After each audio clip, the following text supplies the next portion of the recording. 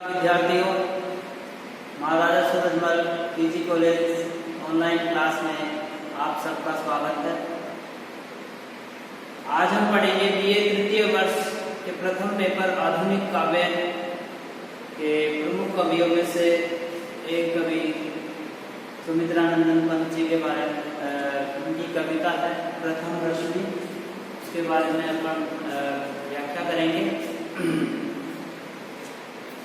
दोस्तों, जो सुमित्रानंदन पंत जी सुकुमार, प्रकृति के सुकुमार कवि कहे जाते हैं। इनका जन्म 1900 ईस्वी व इनकी मृत्यु 1977 ईस्वी में मानी जाती है। इसके अलावा इन्होंने हिंदी साहित्य में इनका बहुत बड़ा योगदान है। बात करें हम छायावादी कवियों की, तो उनमें प्रमुख स्तंभों में से एक स्तंभ ये भी कहलाता है। छायावाद में प्रमुख 4 कवि माने गए हैं: जयशंकर प्रसाद, निराला जी, महादेवी वर्मा और सुमित्रानंदन पंत। सुमित्रानंदन पंत जी को छायावाद का विष्णु भी कहा जाता है एवं ये नए नए शब्द प्रयोग के लिए जाने जाते हैं। इनको शब्द शिल्पी भी कहा गया है। इन्होंने ध्वन्यार्थक शब्दों का अपने काव्य में प्रयोग किया है। इनकी रचनाएं 4 भागों में हम बांट सकते हैं, जिनमें प्रथम जो रचनाएं हैं जैसे पल्लव जो इनकी रचना है, उसमें इन्होंने 40 पृष्ठों का एक घोषणा पत्र लिखा है, जिसको छायावाद का घोषणा पत्र भी कहा जाता है। और पल्लव में 40 पृष्ठों में भूमिका लिखी गई है, जिसको छायावाद का घोषणा पत्र भी कहा जाता है। इसके अलावा इनकी जो काव्य संग्रह वीणा, ग्रंथि, पल्लव, गुंजन, युगांत, युगवाणी, ग्राम्या, स्वर्ण किरण, स्वर्ण धूलि और कला और बूढ़ा चांद, लोकायतन, और इनकी एक रचना है चिदम्बरम। इस रचना पर इनको ज्ञानपीठ पुरस्कार भी प्राप्त हो चुका है और हिंदी में ज्ञानपीठ पुरस्कार प्राप्त करने वाले प्रथम कवि माने गए हैं। इन्होंने उमर खान की रुबाइयों को मधुर ज्वाल के नाम से अनुवादित किया है। आज हम पढ़ेंगे सुमित्रानंदन पंत जी की एक बहुत प्रसिद्ध कविता है प्रथम रश्मि। प्रथम रश्मि सूर्य की जो प्रथम किरण है, रश्मि का मतलब होता है किरण। सूर्य की प्रथम किरण इस पृथ्वी पर आती है और कवि की क्या कल्पनाएं हैं, वे कल्पना एक चिड़िया को संबोधित करते हुए पंत जी उससे अपना वार्तालाप कविता के माध्यम से हमारे सामने प्रस्तुत किया है। आइए अध्ययन करते हैं। प्रथम रश्मि का आना, रंगिणी तूने कैसे पहचाना। यहाँ पर प्रश्नवाचक शैली में कविता लिखी गई है और पंत जी किसी रंगीनी छोटी सी चिड़िया को संबोधित करते हुए कह रहे हैं कि प्रथम रश्मि का आना तूने कैसे पहचाना। ये रंगीली चिड़िया, ये सूर्य की प्रथम किरण जब पृथ्वी पर आती है तो चारों तरफ एक बहुत ही आकर्षक, आनंदित कर देने वाला दृश्य होता है। और उस प्रथम रश्मि का इस पृथ्वी पर आना, ये रंगीली चिड़िया तुमने कैसे पहचाना। कहाँ कहाँ है बाल विहंगिनी, हे छोटी चिड़िया, कहाँ कहाँ पाया तूने ये गाना। और ये सृष्टि का जो एक बहुत ही सुंदरतम दृश्य है, वो एक गीत के तरह लग रहा है, क्योंकि सुबह सुबह जब प्रथम रश्मि धरती पर आती है तो उस वक्त विभिन्न प्रकार के जीव जंतुओं की ध्वनि चारों तरफ सुनाई देती है। तो यहाँ पर इस प्रकार पंत जी ने इसको एक गाना बताया। जो सृष्टि का ये जो मधुरतम गाना है, ये तूने कहाँ से पाया। और इस सृष्टि में जितने पशु पक्षी जीव जंतु है, वे अपने आनंद को प्रदर्शित कर रहे हैं अपनी ध्वनियों के द्वारा कि ऐसी मधुर ध्वनि, ऐसा गान तूने की है छोटी चिड़िया कहाँ से पाया। सोई थी तू स्वप्न नीड़ में, सोई थी तू स्वप्न नीड़ में, पंखों के सुख में छिपकर। यहाँ पर जब सूर्योदय होता है तो उससे पहले की स्थिति में जो छोटी चिड़िया कैसे थी उसका यहाँ पर वर्णन किया गया है। सोई थी तू स्वप्न नीड़ में, तू अपने स्वप्न रूपी घोंसलों में सोई हुई थी जो तेरे स्वप्न के समान था। पंखों के सुख में छिपकर, और ये चिड़िया तू अपने पंखों के सुखदायी एहसास में छिपकर ऊँघ रहे थे घूम द्वार पर। तो अपने स्वप्न नीड़ में, अपने घोंसले में सोई हुई, सपनों में खोई हुई निद्रावस्था में थी, पंखों में छिपकर अपने आप को पंखों में छिपा रखा था तुमने। ऊँघ रहे थे घूम द्वार पर, और तेरे घोंसले के बाहर ऊँघ रहे थे अर्ध निद्रा में, घूम रहे थे द्वार पर, तेरे घोंसले के द्वार पर अर्ध निद्रा में घूम रहे थे। प्रहरी से जुगनू नाना, प्रहरी के समान तेरी रक्षा कर रहे थे, या वो तेरे प्रहरी थे, द्वारपाल थे। बहुत ही कई प्रकार के जुगनू तेरे इस घोंसले के बाहर अर्ध निद्रा में इधर उधर मंडरा रहे थे, और वो कैसे प्रतीत हो रहे हैं, जैसे कोई प्रहरी उसकी रक्षा कर रहे हैं। तो यहाँ पर कवि ने मानवीय अलंकार का प्रयोग किया है, वह प्रहरी से। यहाँ पर उपमालंकार अंतिम जो पंक्ति है इस पद्य की, अंतिम पंक्ति में मानवीकरण के साथ साथ उपमा अलंकार भी प्रयोग हुआ है।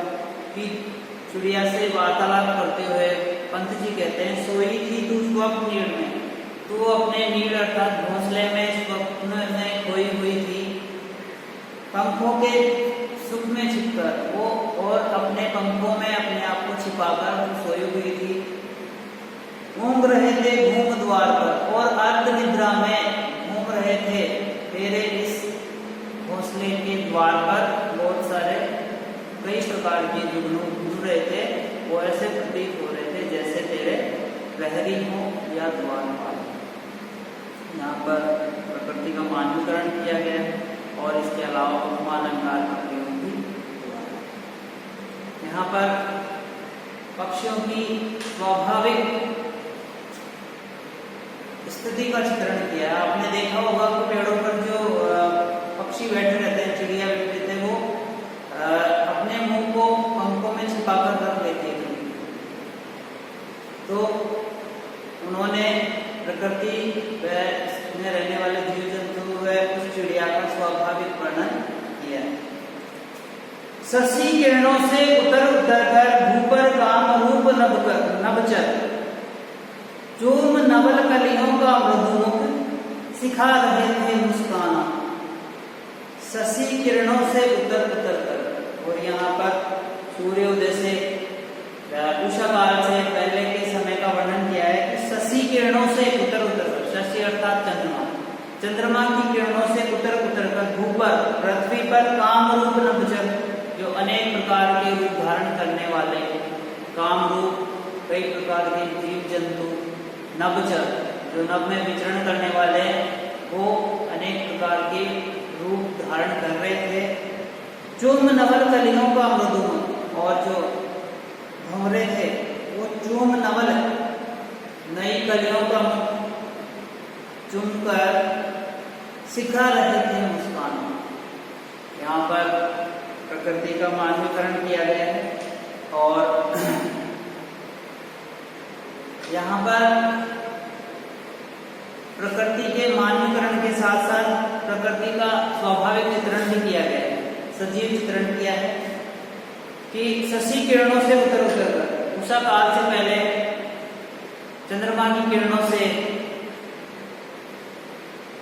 ऐसे प्रतीत हो रहा था कि वो चंद्रमा की किरणें ऊपर गिर रही हैं और वहां नभ में विचरण करने वाले कामरूप अर्थात अपने मन के अनुसार रूप बनाने वाले भी इस धरती पर विचरण करने आए हुए थे। चूम नवल कलियों का मृदु, और वो जो नवचर नभ में विचरण करने वाले वे चूम रहे थे नवल कलियों का मृदु, नवल अर्थात नई कलियों का, मृदु मधुर मुख चूम रहे थे, सिखा रहे थे मुस्कुराना और उनको मुस्कुराना सिखा रहे थे। यहाँ पर जो भंवरे हैं प्रत्यक्ष रूप में भंवरों का उल्लेख किया गया है। भंवरे फूलों पर मंडराते हैं और कवि को यह आभास हुआ कि ये भंवरे नभ में विचरण करने वाले जीव हैं, वो नई कलियों को चूम कर उनका रसपान कर उनको मुस्कुराना सिखा रहे हैं। स्नेहहीन तारों के दीपक श्वास सुनने थे तरु के पार, और उस उषा काल से पहले के समय का आगे वर्णन करते हुए कवि कह रहा है, स्नेहहीन तारों के दीपक, जो तारे हैं आकाश में वो स्नेहहीन प्रेमहीन, यहाँ पर स्नेह का मतलब चमक से लिया जाएगा। स्नेहहीन जो चमक से हीन थे, अपनी आभा से हीन हो गए थे, आभा से वंचित हो गए थे, तारों के दीपक, जो तारे आकाश में धीरे धीरे टिमटिमा रहे थे, ऐसा लग रहा था वो चमक से हीन है, उनमें थोड़ी चमक कम पड़ गई है। श्वास सुनने थे तरु के पार, और तरु अर्थात वृक्ष के जो पत्ते थे वो उषा काल के समय ऐसे प्रतीत हो रहे थे जैसे उनमें श्वास ही नहीं, निष्प्राण हो गए। अर्थात आपने देखा होगा सुबह सूर्योदय से पहले उषा काल के समय जो पत्ते हैं वो मुरझाए से प्रतीत होते हैं, और जैसे ही सूर्य की किरणें वहां पर पड़ती है पत्तों पर वो खिल जाते हैं। इस प्रकार कवि ने स्वाभाविक व सजीव चित्रण किया है कि जो तारे हैं वो स्नेहहीन चमकहीन दिखाई दे रहे थे, और यहाँ कवि ने तारों को दीपक की संज्ञा दी है।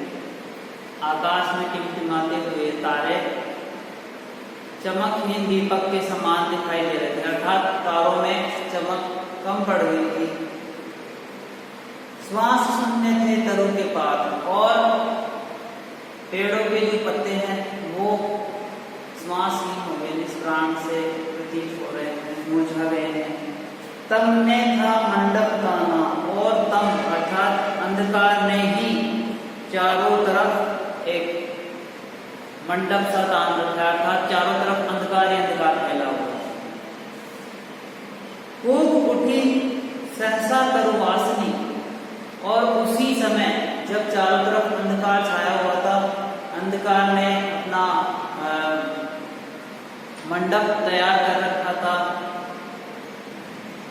और उसी वक्त कूक उठी सहसा तरुवासनी, अचानक उसी वक्त कूक उठी तरुवासनी, उसी वक्त कूक उठती है तरुवासनी, अर्थात पेड़ों पर निवास करने वाली चिड़िया उसी वक्त कूक उठती है। गातु स्वागत का गाना, और कवि उस चिड़िया को संबोधित करते हुए कह रहे हैं कि गातु स्वागत का गाना, यह चिड़िया पृथ्वी पर सूर्योदय होने वाला है, तो उसकी किरणें पृथ्वी में पहुंचने से पहले तो उसके स्वागत गायन की तैयारियां कर ले, स्वागत गान की तैयारी कर, स्वागत गीत का। किसने तुझको अंतर्यामी, हे अंतर्यामी, सबके मन के भाव जानने वाली, सबके अंदर मन की भाव जानने वाले, किसने तुझको बतलाया उसका नाम, ये जो प्रथम रश्मि आने वाली है उसके बारे में तूने तेरे को किसने बताया, ये मुझे बताओ। तो यहाँ पर कवि ने चिड़िया को तरुवासिनी व अंतर्यामिनी कहा है, सभी के मन की बात जानने वाली, वह पेड़ पर निवास करने वाली कहा है। और यहाँ पर चिड़िया को स्वागत गान के लिए तैयार होने के लिए कहा जा रहा है, जबकि प्रथम रश्मि पृथ्वी पर आने वाली है, अर्थात सूर्योदय होता है। आपने देखा होगा कि जब भी सूर्योदय होता है उससे पहले सारे पशु पक्षी जीव जंतु सभी लोग एक जागृत अवस्था में आ जाते हैं। और कभी कभी ये लगता है कि इनको बताता कौन है।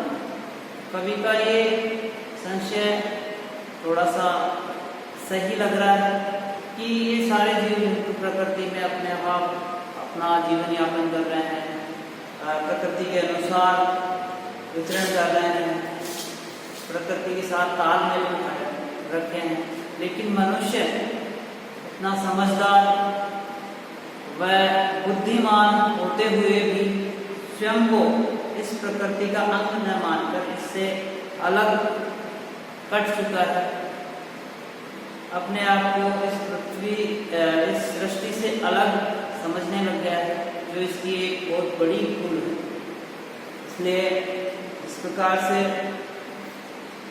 सृष्टि में प्रत्येक जीव जंतु अपना योगदान देता है, मनुष्य को अपना योगदान देना चाहिए। ये जीव जंतु इस प्रकार से सूर्योदय होते ही अपने कार्यों में व्यस्त हो जाते हैं, उठ जाते हैं। लेकिन मनुष्य जो बुद्धिमान वो लेट तक सोए रहता है, उस सूर्य की किरणों व इस जो सुबह का जो एक मनमोहक वातावरण होता है उससे वो वंचित हो जाता है। इस प्रकार कवि उससे कह रहा है कि इस प्रकार से स्वागत गायन की तैयारी कर और सभी व्यक्तियों के मन के भाव जानने वाली ये बात उन्हें कैसे पता चलेगी, प्रथम रश्मि का आगमन होने वाला है, अर्थात सूर्योदय। निकल सृष्टि के अंधगर्भ से छाया तन बहु छाया ही, निकल सृष्टि के अंधगर्भ से। यहाँ पर कवि आगे वर्णन करता हुआ कहता है कि इस सृष्टि से ये अंधकार निकलकर अंधगर्भ से, इसके अंधगर्भ से, अंधकार गर्भ से छाया तन, चारों तरफ एक छाया, एक कालिमा छाई हुई है और उसका तन ही चारों तरफ दिखाई, अर्थात छाया तन ही दिखाई दे रहा है चारों तरफ। बहु छाया ही जो बहुत बड़ा है, अंधकार चारों तरफ अंधकार फैला, बहुत उसकी जो सीमा है बहुत बड़ी है। छाया ही लेकिन उसकी छाया नहीं, वो छाया नहीं अर्थात अंधकार की कोई छाया नहीं, वो छाया नहीं कहा है कवि ने। सजीव है, सटीक चित्रण किया है, मनुष्य है, जीव है, सभी की छाया हमें दिखाई देती है, लेकिन अंधकार ऐसा है इसकी छाया नहीं। तो इस सृष्टि के अंधगर्भ से निकलकर, अंधकार युक्त गर्भ से निकलकर चारों तरफ उस अंधियारे का साम्राज्य स्थापित रहता है और उस इतने बड़े शरीर, यहाँ पर शरीर युक्त कहा है अंधकार को, इतने बड़े शरीर युक्त अंधकार वाले तन की छाया नहीं है। चक्र रच रहे थे खल निशिचर, और खल निशिचर ना रात में विचरण करने वाले पिशाच, भूत प्रेत, खल अर्थात दुष्ट, चक्र रच रहे थे और उस अंधकार में वो चक्र रच रहे थे दुष्ट राक्षस, रात में विचरण करना। कई कार्य रात में किए जाते हैं, तांत्रिक टोने टोटके ये रात्रि के समय किए जाते हैं। तो कवि का उस संकेत है कि उस अंधकार का सहारा पाकर बहुत सारे जो दुष्ट हैं, निशाचर हैं, वे षड्यंत्र रच रहे हैं। चला कुहक तो ना माना, चला कुहक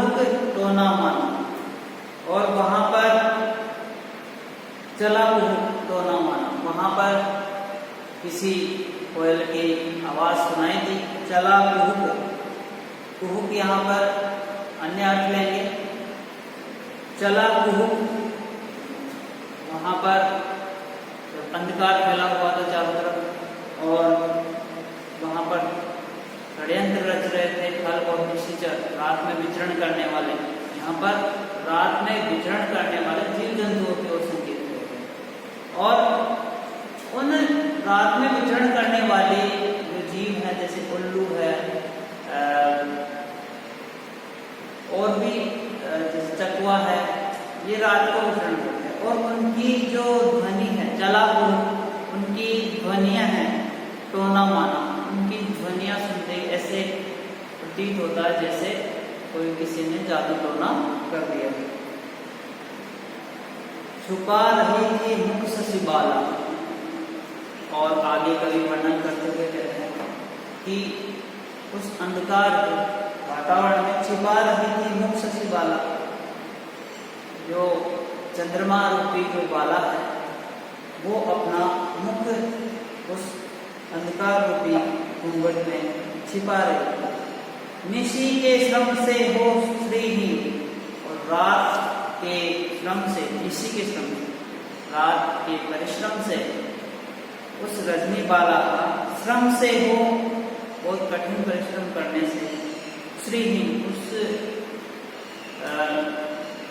चंद्रमा रूपी बाला का मुख श्रीहीन हो गया, अर्थात सौंदर्यहीन हो गया। अर्थात सीधे शब्दों में हम कहें कि सारी रात चंद्रमा विचरण करते हुए थक गया है या उसका चमक थोड़ी कम पड़ गई। जब सूर्योदय होता है उससे पहले चंद्रमा की जो रोशनी है वो कम पड़ जाती है। तो यहाँ कवि ने मानवीकरण किया है और कुछ और संकेत किया है कि जो चंद्रमा रूपी बाला है वो रात भर परिश्रम करके उसका मुख श्रीहीन हो गया, सौंदर्य से हीन हो गया है। कमल क्रोड़ में बंदी का अली, और कमल की गोद में, कमल का जो कोश है उसमें बंदी का अली, जो रात भर भंवरा कमल के पुष्प में, कमल पुष्प में जो बंद था उसकी गोद में बंद हो गया था क्रोड़ में, कोप शोक से दीवाना।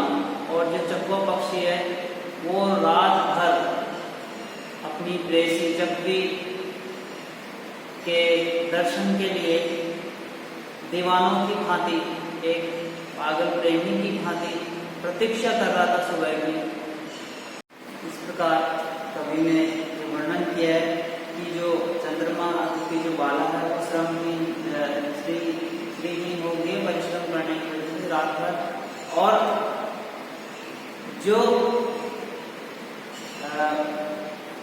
रात को कमल पुष्प में जो भंवरा कैद था उसके भी आजाद होने का समय आ रहा है, और जो रात भर अपनी वीर्य व्यथा में दीवानों की भांति प्रतीत हो रहा था चकवा पक्षी, उसके भी सुख के दिन आने वाले हैं थोड़े ही क्षण में, अर्थात सूर्योदय होने वाला। जैसे सूर्योदय होगा भंवरा भी कमल पुष्प से मुक्त हो जाएगा और जो चकवा पक्षी है वो भी चकवी से ऐंठ हो जाएगी। इस प्रकार कवि ने प्रकृति का बहुत ही आकर्षक और स्वाभाविक सजीव चित्रण किया है।